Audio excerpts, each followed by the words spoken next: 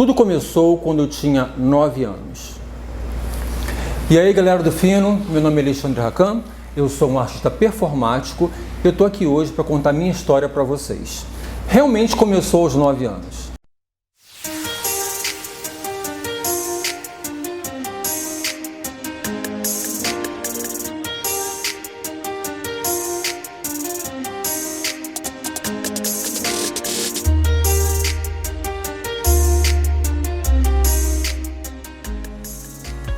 Bom, realmente tudo começou aos 9 anos. Eu sempre fui uma criança que pegava a garrafa de Coca-Cola e transformava nos heróis da época. Eu fazia maquete, eu desenhava, então eu comecei já a me produzir muito criança. Num momento específico, meu pai me disse, para que serve isso?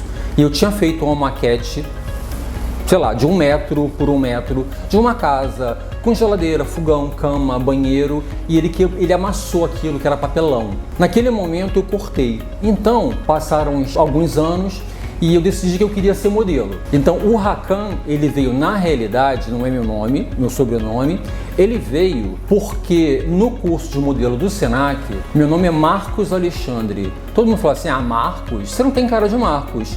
Alexandre é muito comum. Aí uma vozinha no fundo falou, põe Racan. Desse momento em diante, nem minha mãe me chama mais de Marcos ou de Alexandre.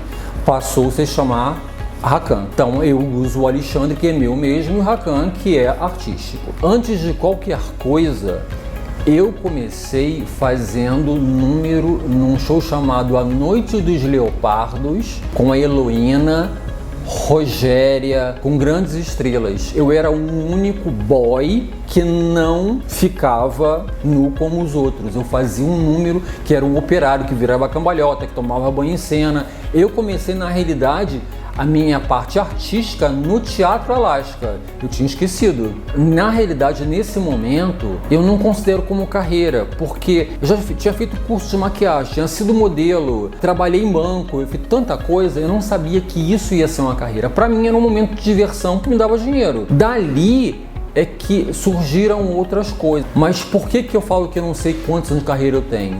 Porque eu não lembro exatamente em que momento que este Racan virou o Racan que é hoje. Eu lembro que o meu primeiro número mais performático foi o Fantasma da Ópera, que eu fiz no programa do Silvio Santos, que eu entrava de fantasma e eu tinha uma boneca que ela é do meu tamanho, que ela se encaixava nas minhas costas. Quando eu virava de costas, era boneca, ela mexia a boca. Eu sempre me metia a fazer as coisas, então eu conseguia fazer o ventriloquismo, entre aspas, com essa boneca. Então, esse foi o meu primeiro número, que eu considero, digamos, semi-performático. A primeira performance foi, eu entrava de Hitler e virava um diabo, que muita gente achava que era uma apologia. Se eu vir o diabo é uma crítica. Então, foi aí que eu comecei a ser o Racan que eu sou hoje, o performático. Mas que ano foi isso? 90 e alguma coisa, não sei quando. No meio, mais ou menos 89, 90, eu fui apresentado à Lorna, e eu já era maquiador e eu comecei a maquiar sempre a Lorna nos eventos que ela fazia. E ela dava aula de teatro num curso de uma modelo muito famosa na época. Então eu fui dar aula de maquiagem nesse curso. Daí eu fui apresentado ao meio. Eu conheci a Andréa Gasparelli, com quem eu trabalhei no teatro, em musicais que ela fazia. Eu conheci a Kriak, que muita gente não lembra, mas foi uma grande cantora do nosso meio, e eu comecei nesse sentido a fazer show. Na época, o nosso maior ícone chamava-se Eric Barreto. Fazia Carmen Miranda, que fez filme fora do Brasil, e eu fui apresentado a ele gostava do meu trabalho, só que na época eu não me transformava ainda. Então, eu comecei a montar os números para ele, editar música, que na época ainda era fita cassete, montar coreografia, e ele montou um show chamado a Operária, que foi na antiga Anjo Azul, que hoje é a Blue Space em São Paulo, e eu comecei a rodar o Brasil com ele. Eu montava os números e organizava o elenco dele todo. Quando ele faleceu, eu tinha os contatos das pessoas, porque eu trabalhei com ele no Brasil inteiro. Eu comecei a ligar e ofereci, olha, eu montei o meu próprio grupo. Só que na época era uma coisa mais erótica, tinha o performático, mas era background, era bem no fundo mesmo. E assim eu comecei a viajar o Brasil inteiro. Eu acho que eu não fui a 2 ou 3 estados, o resto eu fui a todos e foi muito bom pra mim nessa época. Nos anos 90, a primeira boate que eu fiquei fixo trabalhando foi a Le Boy. Depois, a Encontros. Nos anos 90, a Le Boy era o must. Todos tinham que ir. E eu tive a graça, né, de começar a trabalhar nesse local. De novo, eu sempre trabalhei em grupo. Eu sempre gostei de montar historinhas. Nessa época, era muito mais pro show erótico. Mas não é um erótico que tinha nudez, não era isso. Eram historinhas. Por exemplo, eu pegava uma música que estava bombando e eu montava uma história. Tipo, uma que até hoje eu faço e que é sucesso, eu entro de óculos de fundo de garrafa, de peruquinha no meio, mal vestido e sou apaixonado por um outro personagem como se fosse um superstar. Ele me bate, ele me chuta, ele não me quer. Isso dublando a música. Eu saio de cena e ele faz um semi-striptease. Quando eu volto, eu tô de bruxo, com guidar, vela, bonequinho de voodoo. Então eu faço um voodoo para ele e ele se apaixona por mim no final do número. Eu sempre gostei de números performáticos, mas com história. Então esse foi um dos primeiros números que deu muito certo. Daí, da Le Boy, eu tinha esse tipo de show. Eu com meu grupo de rapazes, com um show performático. A música que bombou e que é desse número na realidade é It's Assim, Pet Shop Boys. Estando fixo numa casa de nome, as pessoas querem ter aquilo que tá na moda, que tá com visibilidade. Então, eu fui destaque de escola de samba porque o carnavalesco me viu na Le Boy e queria que eu tivesse no posto X no melhor carro. Eu fui trabalhar em eventos que eram de socialites, que foi também graças a Le Boy. Por exemplo, quando inaugurou o New York City Center, eu fui Estátua da Liberdade. Um homem que fazia performance em vez de uma mulher, por exemplo. Isso foi capa do Globo, com a Vera Loyola, que na época era o must. Então, a Le Boy me abriu muitas portas, com certeza. Depois da Le Boy veio a Encontros. E a Encontros foi muito boa para mim pelo seguinte, às quartas-feiras, eu revezava fazendo meu show performático com o meu grupo. E a gente começou a montar esse show e eu pegava com tema. Então, o tema vai ser, sei lá, vulcão, pré-história, futuro. Nesse tema, todos se enquadravam no que tinha que acontecer. Então tinha abertura, meio e final, como se fosse um mini musical, sendo que feito dentro da boate. E isso me gerou uma outra coisa, porque quando a Encontros, que era uma casa ícone no Rio de Janeiro, ela fechou para reforma. E eu fui convidado para ser o diretor artístico dessa casa. Então, eu mudei a cara da Encontros. Então, passou-se a ter Gogo Boys. Eu fui o primeiro a colocar Gogo Boys com figurinos no Rio de Janeiro. Então, o dia era soldado, médico, operário, depois outras casas fizeram igual. Eu fui o primeiro a fazer isso e montar shows temáticos. E graças a Encontros também, eu comecei a fazer, no meu aniversário, uma vez por ano, eu fechava o antigo Scala no Leblon e fazia um super show com 50 artistas, com 20 Gogo Boys. Então, Rogéria, todos os grandes nomes, Lola Batalhão, a própria Lorna, todos se uniam para fazer esse show, que também era um show temático, mas era um teatro. Era um show de 2 horas de duração e que tinha abertura, meio e final no individual, que foi muito legal também. Muita gente da geração, sei lá, 2000, fala, eu vi um flyer teu de, sei lá, de 95 num show de Scala. Ou uma pessoa que hoje está com 20 anos fala, poxa, o meu colega, o meu tio falou que você fez um evento maravilhoso. As pessoas me pedem para remontar isso. A questão é, onde? A gente não tem locais.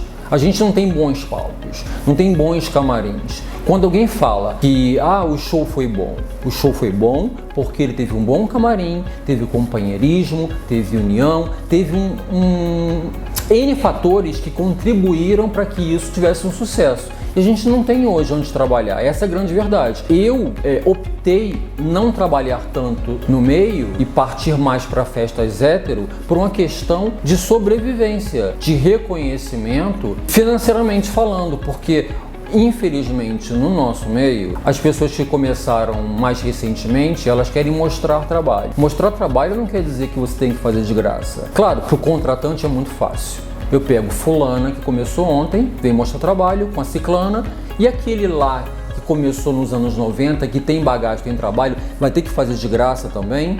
Então, eu acho que isso é muito injusto. Então, infelizmente, a gente não tem onde fazer um espetáculo desse hoje em dia. Nem tanto pós-boate. Acho que paralelamente começaram as festas grandes, né? Eu produzi muito show pro Theo da Beat, trabalhei com a Rosane Amaral, o Fábio, que na época já era só ex-Dement, não estava mais com a Val, produzindo coisas. Porque assim, eu sou performático, mas antes de qualquer coisa, eu sou um produtor. Eu faço maquiagem, eu faço cabelo, eu faço figurino, eu crio situações. Só voltando um pouquinho, por isso eu fui pro meio hétero, porque no meio hétero, a produtora fala, eu quero a situação X. Eu levo o elenco, eu levo o circense, eu faço figurino, eu organizo o que vai acontecer de ação no evento. Tá, essas festas. Uma que eu gosto muito foi quando o Theo trouxe pela primeira vez o Alfenicin no Brasil, foi na Fundição Progresso. Tem até curiosidade, por quê? O tema da festa era aquele filme Tron, que as roupas eram todas iluminadas. Então eu produzi o figurino, mas não tinha, na época não tinha LED como tem hoje.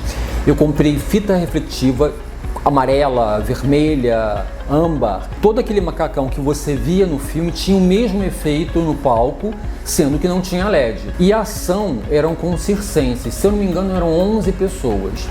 E o Theo tinha me pedido para montar uma ação com os circenses e esse figurino e uma maquiagem que ele mandou referência na época, tinha perna de pau, cubo, trapézio, um monte de coisa, que era para abrir o set do Alfenicin. Alfer não quis, falou assim, quem é esse garoto que vai fazer isso para mim? Eu não quero. Na realidade, a performance foi encerrar o set do Alan Natal, que foi o boom da festa. Tanto que o produtor do Alfenicin depois veio falar comigo. Ai, será que seus bailarinos poderiam fazer alguma coisa? Eu falei, eu não faço sem ensaiar e o horário deles acaba 4 horas da manhã. Sinto muito, eu não posso. Isso foi bastante engraçado. Paralelo a isso, eu sempre caio de paraquedas em um lugar sem querer. Orlando Almeida falou pra mim, tem um concurso do Hotel Glória, que eram os concursos de fantasias que eram um must na época também. E eu faço um número que eu começo de Cristo Redentor, a estátua, e eu me transformo em Estátua da Liberdade. E eu entrei nesse concurso e eu ganhei o concurso, o primeiro lugar. E um dos produtores que estava no evento me convidou para ir para o Canadá para encerrar um baile. É um baile de carnaval dentro de um ambiente fechado, só para milionários. O lugar na mesa custava $10 mil na época. E eu fui para encerrar esse baile de carnaval. E isso foi muito gratificante. Você imagina, um brasileiro está num outro país encerrando um evento de caridade para um hospital que eu não lembro o nome na época. Isso foi muito interessante. Isso foi 2002, se eu não me engano. Mas antes disso, foi engraçado. Eu pulei uma parte. Paralelo a encontros, eu montei um show só para mulheres, que não tinha nu, era erótico, mas era de bom nível, não tinha putaria. Então, esse show caiu nas graças de muitas celebridades. E na época, ainda era o Zeca Camargo, ele foi me entrevistar pro Fantástico. Tanto que na virada do milênio, o homem que aparece no Fantástico como o homem do milênio sou eu. E eu lembro bem que a Eula Rochá me ligou nesse dia e falou assim, tá vendo o Fantástico? Eu falei, estou, olha direito, olha quem tá lá. Eu não tinha nem prestado atenção, quem me alertou pro fato que eu era o homem do milênio chama-se Eula Rochá. Bom, isso me lembrou o momento RuPaul, quando ela pergunta pra criança, pra drag, dizer pra criança o que ela deveria saber no passado. Eu digo uma coisa, cuidado Lembra do filme Showgirl, que a Naomi Malone empurra a Crystal Connors para a escada para pegar o lugar dela? E no hospital, a Crystal Connors diz para a Naomi: sempre vai ter alguém mais novo e com mais fome. Younger and hunger behind you on the stairs. Sempre vai ter alguém atrás de você querendo puxar seu tapete. Valorize teus amigos, mas tenha cuidado com quem está à sua volta, porque quem te mete a faca é quem está perto, não quem está longe. Essa história de mantenha seus amigos perto, inimigos mais perto ainda, não faça isso, porque é a hora que eles te ferram. Preste mais atenção, valorize seus amigos, mas tenha cuidado com quem você deixa se aproximar de você. Infelizmente, o mundo é assim, triste, mas realidade.